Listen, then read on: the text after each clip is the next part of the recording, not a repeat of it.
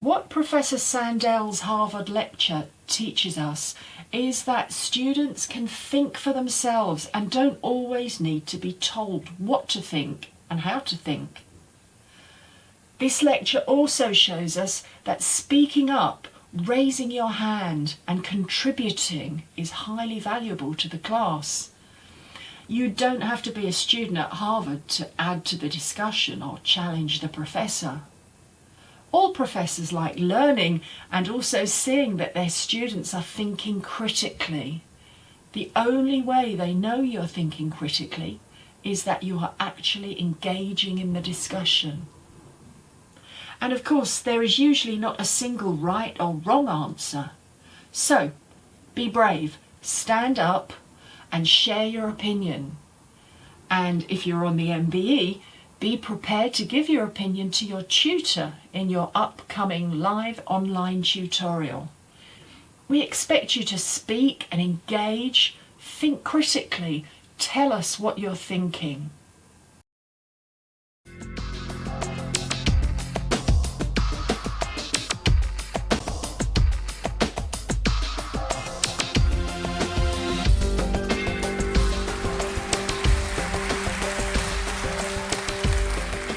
This is a course about justice, and we begin with a story.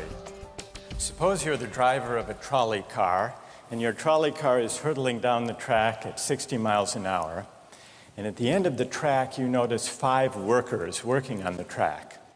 You try to stop, but you can't. Your brakes don't work. You feel desperate because you know that if you crash into these 5 workers, they will all die. Let's assume you know that for sure. And so you feel helpless until you notice that there is, off to the right, a side track. And at the end of that track, there's one worker working on the track. Your steering wheel works, so you can turn the trolley car, if you want to, onto the side track, killing the one, but sparing the 5. Here's our first question. What's the right thing to do? What would you do? Let's take a poll. How many would turn the trolley car onto the side track? Raise your hands. How many wouldn't? How many would go straight ahead? Keep your hands up, those of you who would go straight ahead. A handful of people would. The vast majority would turn. Let's hear first. Now we need to begin to investigate the reasons why you think it's the right thing to do. Let's begin with those in the majority who would turn to go onto the side track. Why would you do it? What would be your reason? Who's willing to volunteer a reason? Go ahead, stand up. Because it can't be right to kill 5 people when you can only kill 1 person instead. It wouldn't be right to kill 5 if you could kill 1 person instead. That's a good reason. That's a good reason. Who else? Does everybody agree with that reason? Go ahead. Well, I was thinking it was the same reason on 9/11. We regard the people who flew the plane into the Pennsylvania field as heroes because they chose to kill the people in the plane and not kill more people in big buildings. So the principle there was the same on 9/11.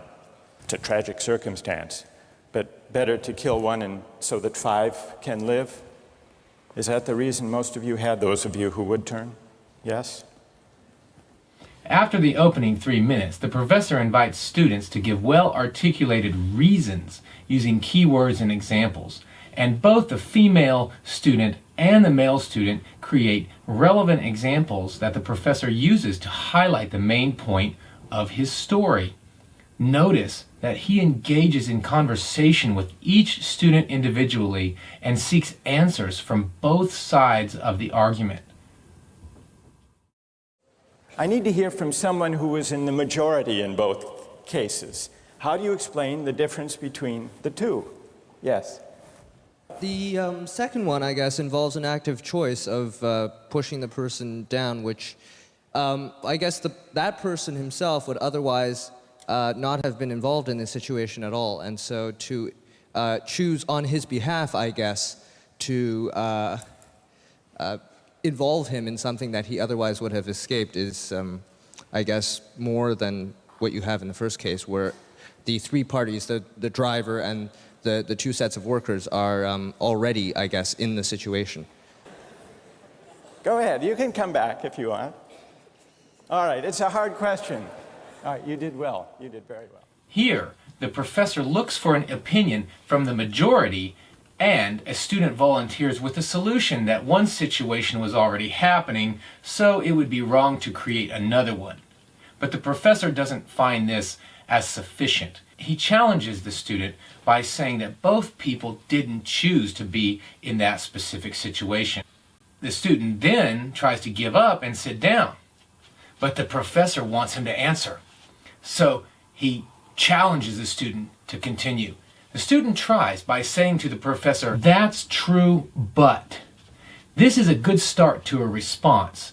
If you want to respond to a professor in a way that you recognize the truth of what they're saying, but you have a response that could challenge it, you could say, "That's true, but."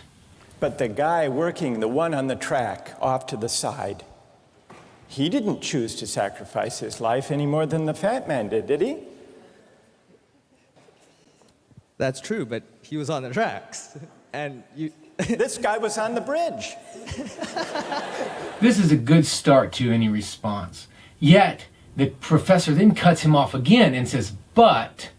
Then the student actually gives up under this level of pressure, even though the professor was trying to engage the student's mind.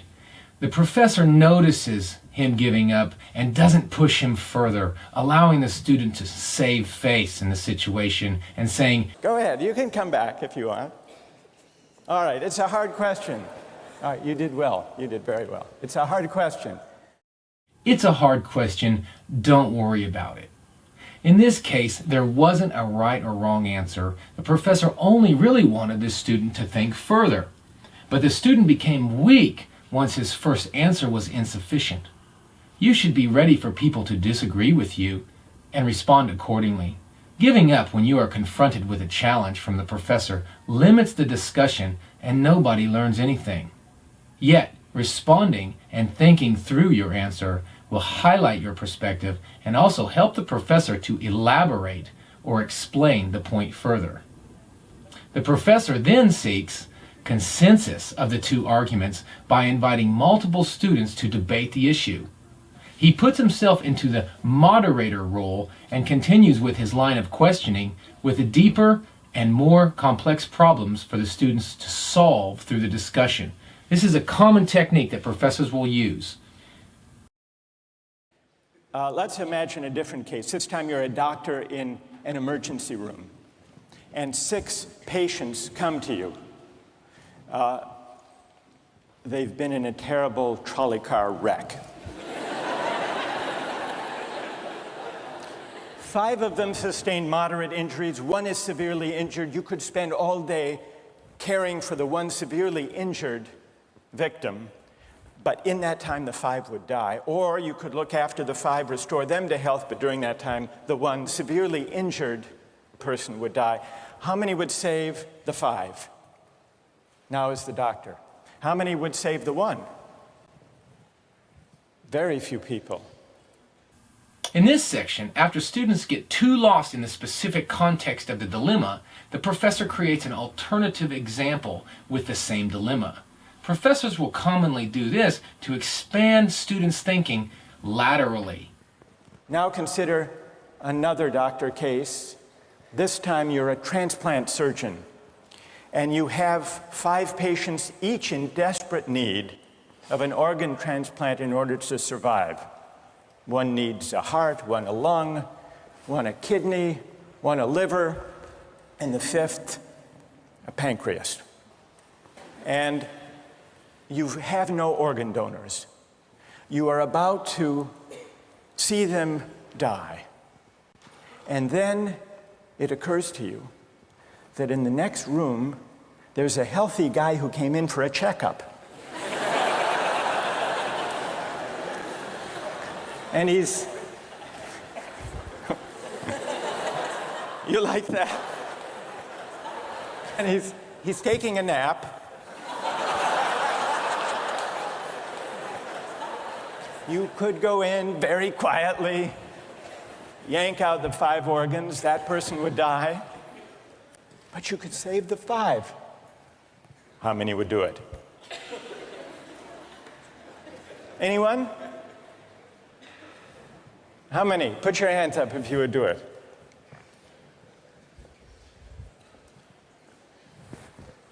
Anyone in the balcony? You would? Be careful, don't lean over too much. What? How many wouldn't? All right, what do you say? Speak up in the balcony, you who would yank out the organs. Why? I'd actually like to explore a slightly alternate possibility of just taking the one of the 5 who needs an organ who dies first, and using their 4 healthy organs to save the other 4. That's a pretty good idea. In this case, a clever student says, I'd like to actually explore an alternate possibility.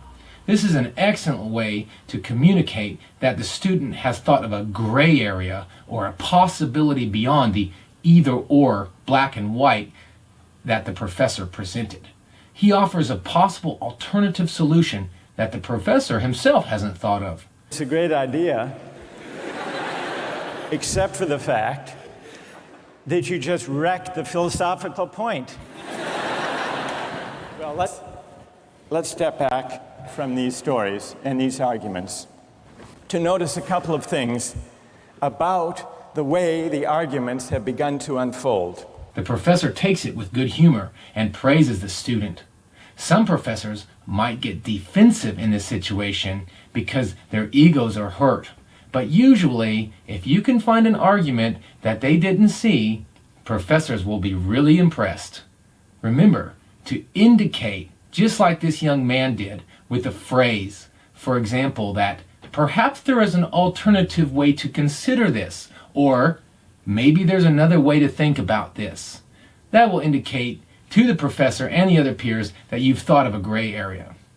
Except for the fact that you just wrecked the philosophical point.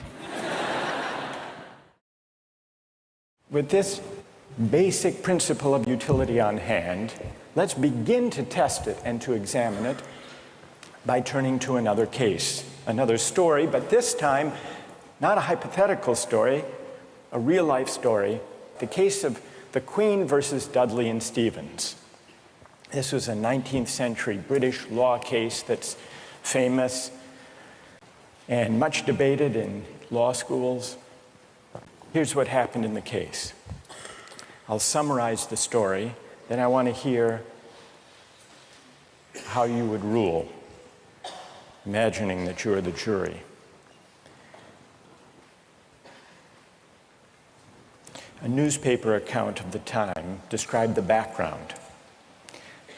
A sadder story of disaster at sea was never told than that of the survivors of the yacht Mignonette. The ship foundered in the South Atlantic, 1,300 miles from the Cape. There were 4 in the crew. Dudley was the captain, Stevens was the first mate, Brooks was a sailor, all men of excellent character, or so the newspaper account tells us. The 4th crew member was the cabin boy, Richard Parker, 17 years old. He was an orphan. He had no family. And he was on his first long voyage at sea. He went, the news account tells us, rather against the advice of his friends, He went in the hopefulness of youthful ambition, thinking the journey would make a man of him.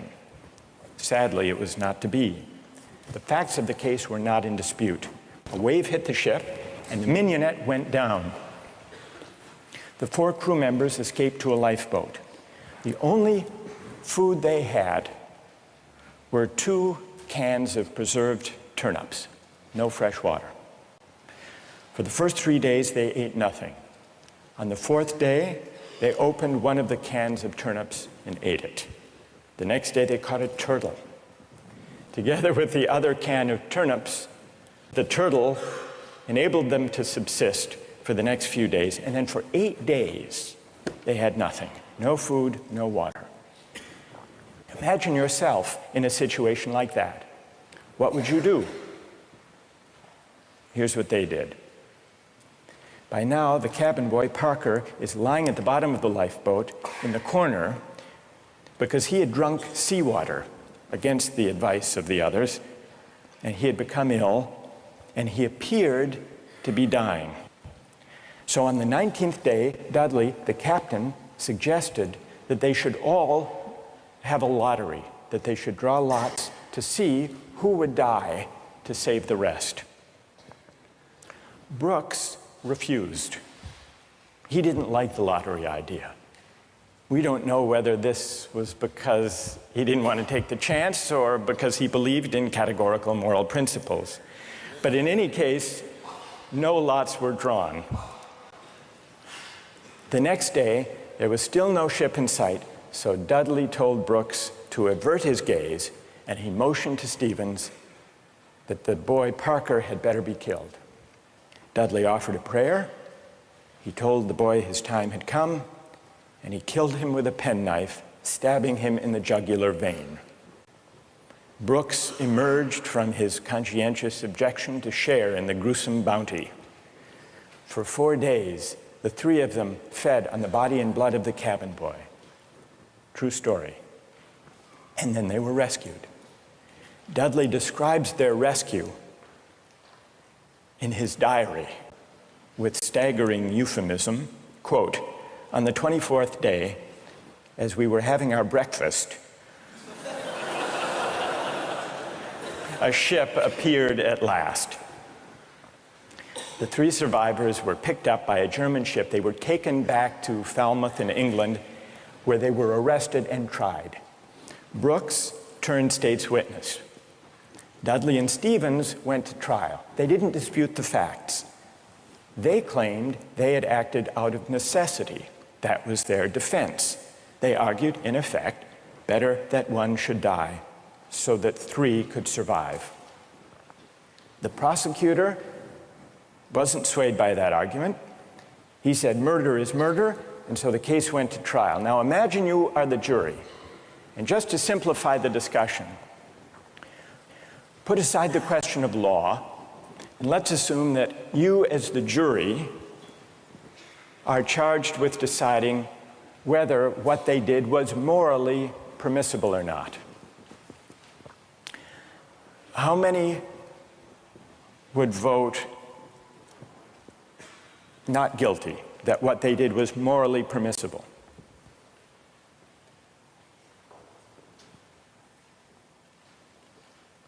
And how many would vote guilty, what they did was morally wrong?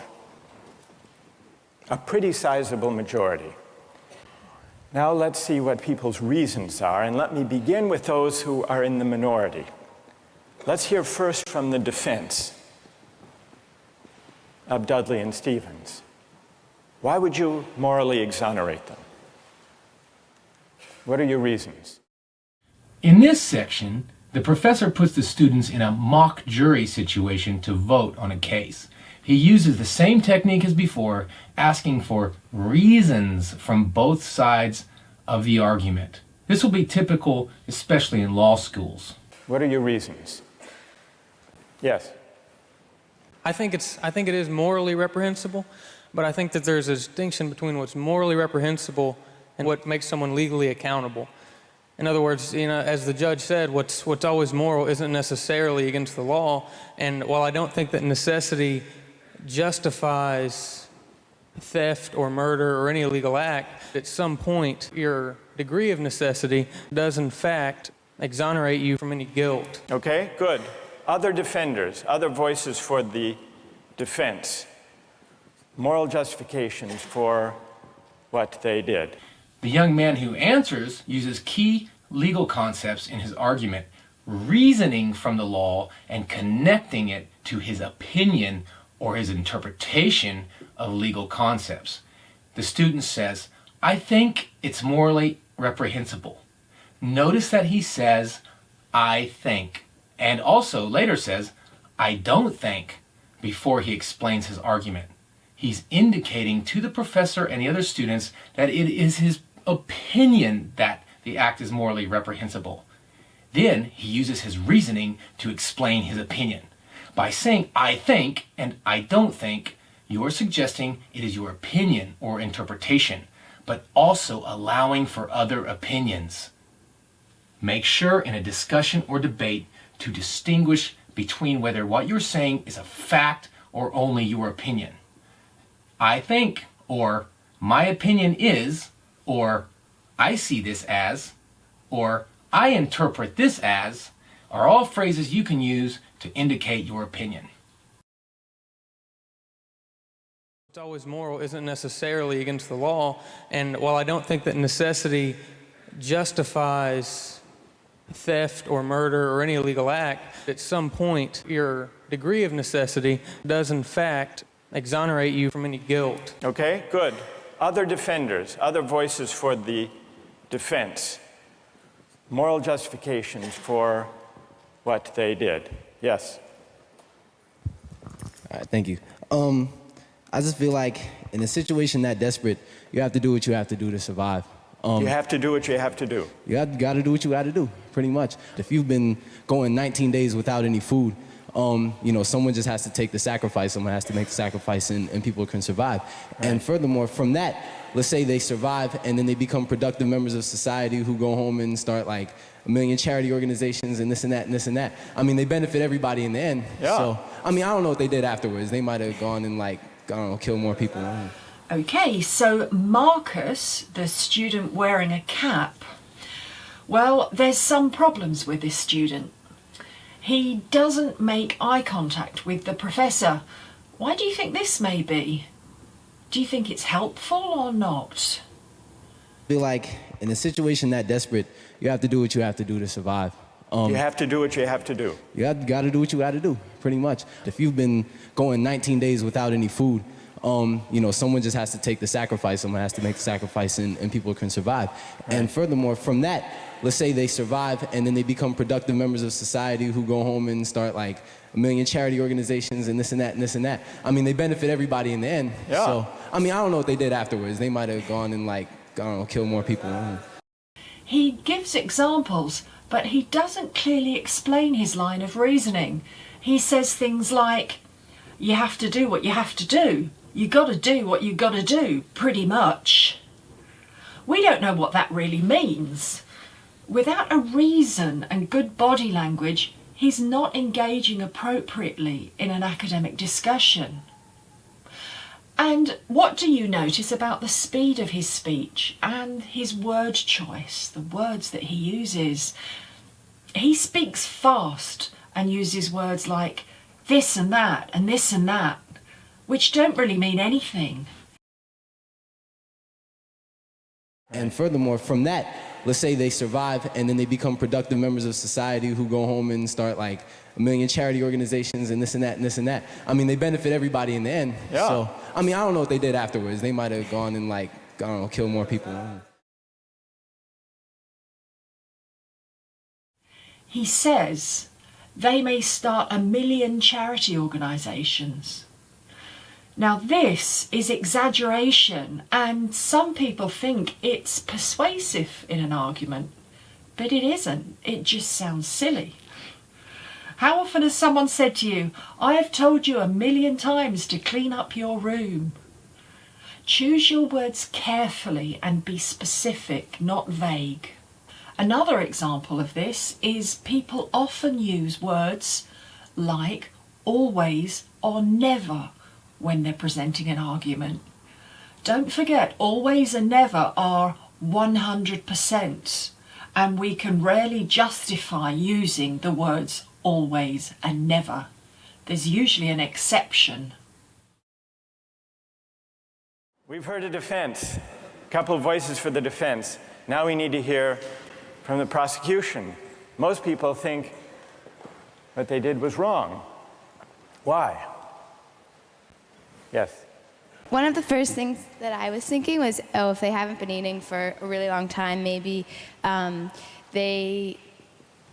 mentally affected, and so then that could be used as a defense, a possible argument that, oh, they weren't in the proper state of mind, they weren't making decisions they might otherwise be making. And if that's an appealing argument, that you have to be in an altered mindset to do something like that, it suggests that people who find that argument convincing do think that they were acting immorally. But I want to know what you think. You defend them. You vote. You vote to convict, right? Yeah, I don't think that they acted in a morally appropriate way. And why not? What do you say? Here's Marcus. He just defended them.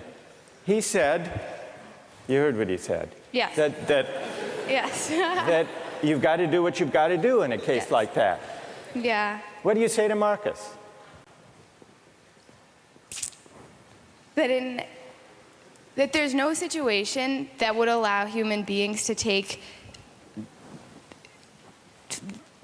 the idea of fate or the other people's lives in their own hands, that we don't have that kind of power. Good. Okay. Thank you. And what's your name? Britt. Britt? Yes. Okay. Who else? What do you say?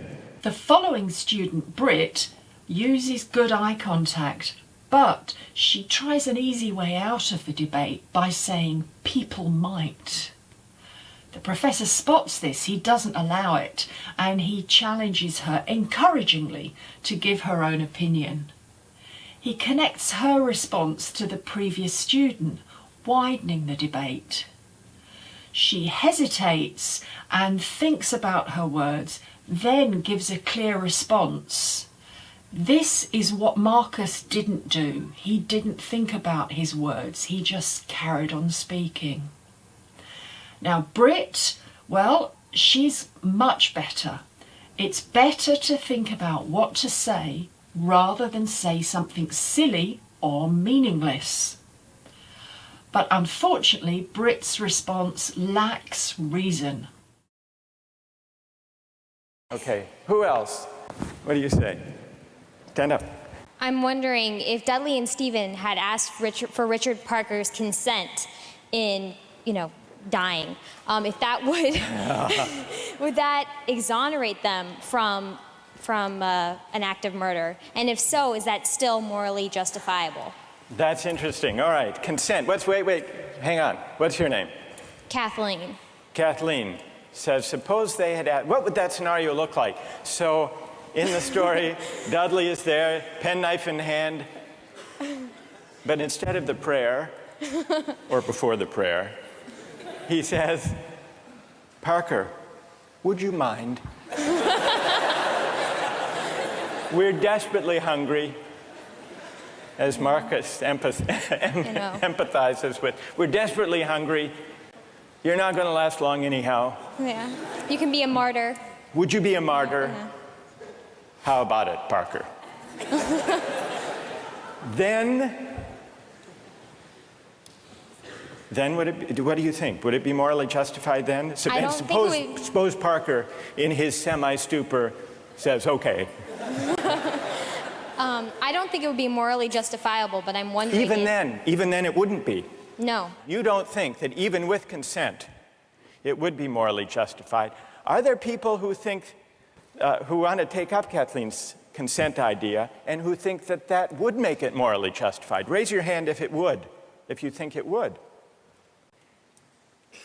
Kathleen, the following student, uses reason and chooses her words carefully. The professor challenges her, but with good humour, and she continues to express her views because she feels comfortable, confident and prepared. They're looking at each other and are engaged together in communication. He interrupts her once her argument is clear to allow other students to speak.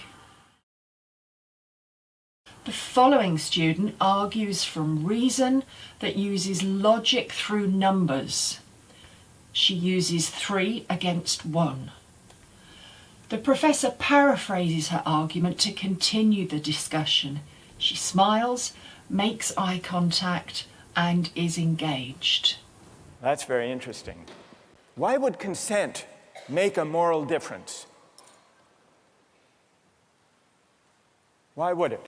Yes. Well, I just think that if he was making his own original idea and it was his idea to start with, then that would be the only situation in which I would see it being appropriate in any way. Because that way you couldn't make the argument that he was pressured, it's 3-to-1 or whatever the ratio was. Right. And I think that if he was making a decision to give his life, then he took on the agency to sacrifice himself, which some people might see as admirable, and other people might disagree with that decision. So if he came up with the idea, that's the only kind of consent we could have confidence in morally, then it would be okay. Otherwise, it would be kind of coerced consent under the circumstances, you think. The following student looks directly at the professor as she talks to him and stays within the example. She stays on topic. She argues from within this specific context. Again, she smiles and engages.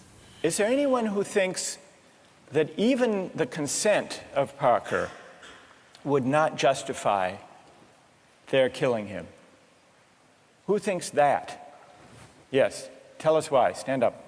I think that Parker would be killed with the hope that the other crew members would be rescued. So there's no definite reason that he should be killed because you don't know when they're going to get rescued. So if you kill him, it's killing him in vain. Do you keep killing a crew member until you're rescued and then you're left with no one? Because someone's going to die eventually. Well, the moral logic of the situation seems to be that they would keep on picking off the weakest, maybe, one by one, until they were rescued. And in this case, luckily, they were rescued when 3 at least were still alive. Now, if Parker did give his consent, would it be all right, do you think, or not? No. No. It still wouldn't be right. And tell us why it wouldn't be all right. First of all, cannibalism, I believe, is morally incorrect. So you shouldn't be eating a human anyway. So cannibalism is morally objectionable as such. So then, even on the scenario of waiting until someone died, still it would be objectionable. Yes, to me personally. I feel like it all depends on one's personal morals. And we can't sit here and just, this is just my opinion. Of course, other people are going to disagree. But well, we'll see. Let's see what their disagreements are, and then we'll see if they have reasons that can persuade you or not. So it's important to make sure you use relevant examples that highlight your argument and keep your discussion civil and polite and your tone positive. Think carefully about your word choice and don't speak too quickly. Make sure that your audience can understand what you're saying and have time to process what you're saying. And tell us why it wouldn't be all right. First of all, cannibalism, I believe, is morally incorrect. So you shouldn't be eating a human anyway. So cannibalism is morally objectionable as such. So then, even on the scenario of waiting until someone died, still it would be objectionable. Yes, to me personally. I feel like it all depends on one's personal morals. And we can't sit here and just, this is just my opinion. Of course, other people are going to disagree. But well, we'll see. Let's see what their disagreements are, and then we'll see if they have reasons that can persuade you or not. Let's try that. This student says, concept X, I believe, is incorrect. And she says, this is just my opinion. Others will disagree. She is respecting the views of others while giving her own opinion, clarifying that here reasoning is from personal beliefs. This is socially acceptable behaviour, as she is not trying to persuade others to agree with her or saying other opinions are wrong. What about the lottery idea? Does that count as consent? Remember, at the beginning, Dudley proposed a lottery. Suppose that they had agreed to a lottery, then how many would then say it was all right? Suppose there were a lottery, cabin boy lost, and the rest of the story unfolded. Then how many people would say it was morally permissible? So the numbers are rising if we had a lottery. Let's hear from one of you for whom the lottery would make a moral difference. Why would it?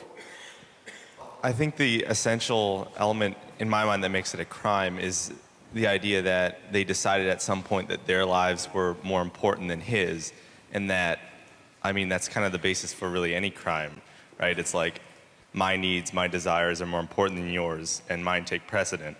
And if they had done a lottery where everyone consented that someone should die, and it's sort of like they're all sacrificing themselves to save the rest. Then it would be all right. A little grotesque, but... But morally permissible? Yes. And what's your name? Matt. So, Matt, for you, what bothers you is not the cannibalism, but the lack of due process. I guess you could say that. Now, this student reasons universally, as if truth was clear to everyone. But the professor maintains that it's your view. In this case, the professor is pushing back to say, you're making it sound like it's always true, but really it's only one way to look at it. If someone says it's your view or that's your perspective, then they will probably be ready with an alternative perspective that may be worth listening to.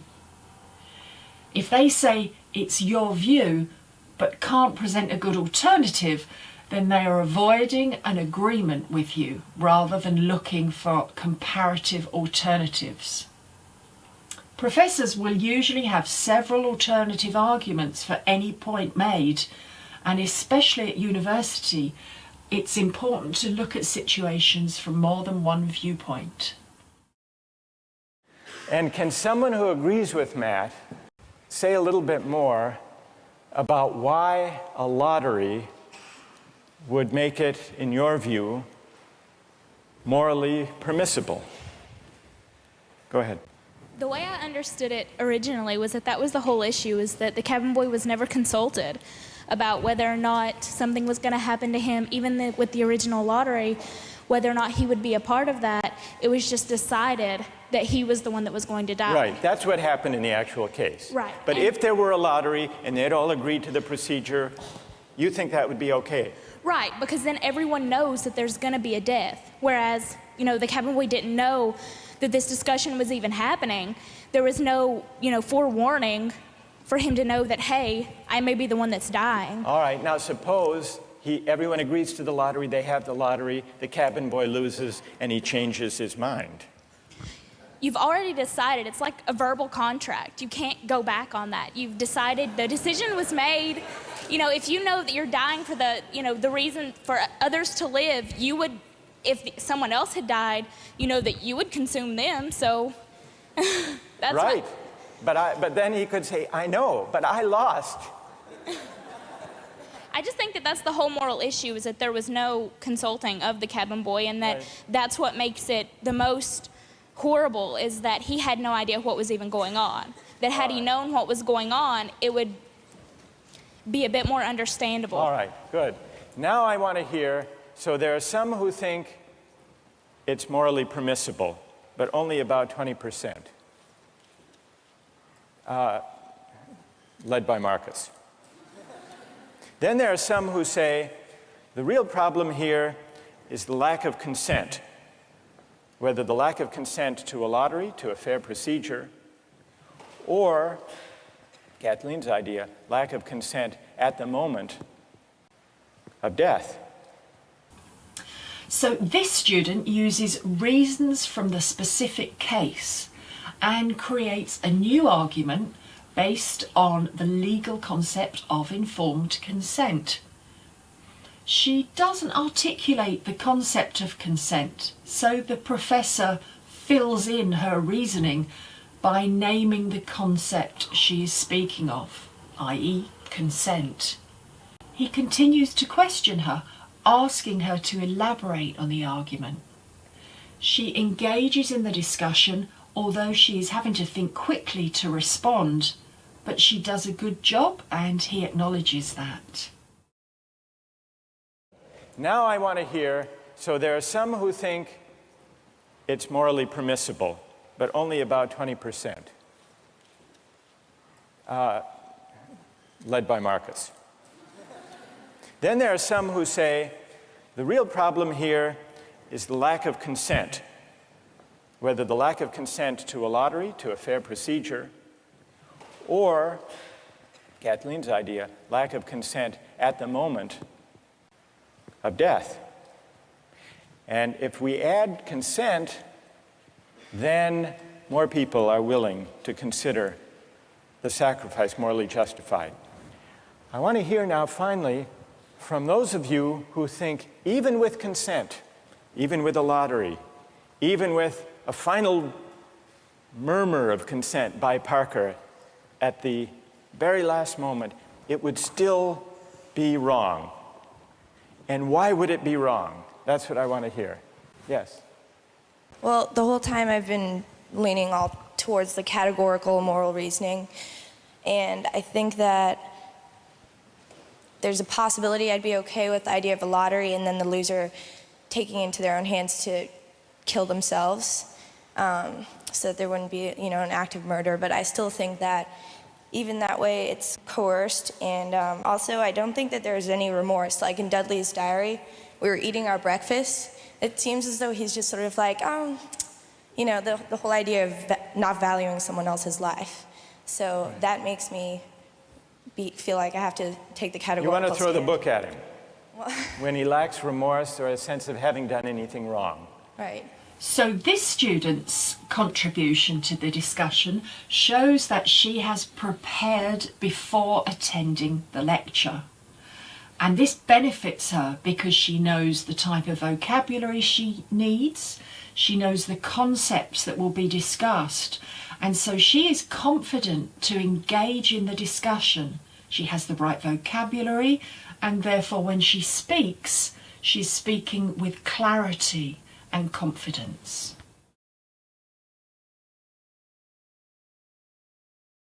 Stand up. Why? I think undoubtedly the way our society is shaped, murder is murder. Murder is murder in every way, and our society looks at murder down on it in the same light, and I don't think it's any different in any case. Good. Let me ask you a question. There were 3 lives at stake versus 1. Okay. The one, the cabin boy, he had no family, he had no dependents. These other 3 had families back home in England. They had dependents. They had wives and children. Think back to Bentham. Bentham says we have to consider the welfare, the utility, the happiness of everybody. We have to add it all up. So it's not just numbers 3 against 1. It's also all of those people at home. In fact, the London newspaper at the time and popular opinion sympathized with them, Dudley and Stevens. And the paper said if they weren't motivated by affection and concern for their loved ones at home and their dependents, surely they wouldn't have done this. Yeah, and how is that any different from people on the corner trying to have the same desire to feed their family? I don't think it's any different. I think in any case, if I'm murdering you to advance my status, that's murder, and I think that we should look at that all in the same light instead of criminalizing certain activities and making certain things seem more violent and savage, when in the same case, it's all the same. It's all the same act and mentality that goes into murder, necessity to feed your family. So suppose it weren't 3, suppose it were 30, 300. 1 life to save 300. Or in wartime, 3,000. Okay. Suppose the stakes are even bigger. Suppose the stakes are even bigger. I think it's still the same deal. Do you think Bentham is wrong to say the right thing to do is to add up the collective happiness? You think he's wrong about that? I don't think he's wrong, but I think murder is murder in any case. Yeah, well, then Bentham has to be wrong. If you're right, he's wrong. Okay, then he's wrong. All right. I'm right. Thank you. Well done. So this next student gives his opinion but tries to sit down quickly. The professor doesn't let him go that easily and adds a follow-on critical thinking challenge by arguing from the opposite perspective and giving reasons and specific examples. The student engages with the challenge with confidence and uses a general principle to counter the professor's examples. He successfully maintains his position even though the professor has to push him to finally say so. Going back and forth between general principles and examples is a common way to have a rich and challenging discussion with your professors and your peers at university. What Professor Sandel's Harvard lecture teaches us is that students can think for themselves and don't always need to be told what to think and how to think. This lecture also shows us that speaking up, raising your hand and contributing is highly valuable to the class. You don't have to be a student at Harvard to add to the discussion or challenge the professor. All professors like learning and also seeing that their students are thinking critically. The only way they know you're thinking critically is that you are actually engaging in the discussion. And of course, there is usually not a single right or wrong answer. So, be brave, stand up and share your opinion. And if you're on the MBE, be prepared to give your opinion to your tutor in your upcoming live online tutorial. We expect you to speak and engage, think critically, tell us what you're thinking.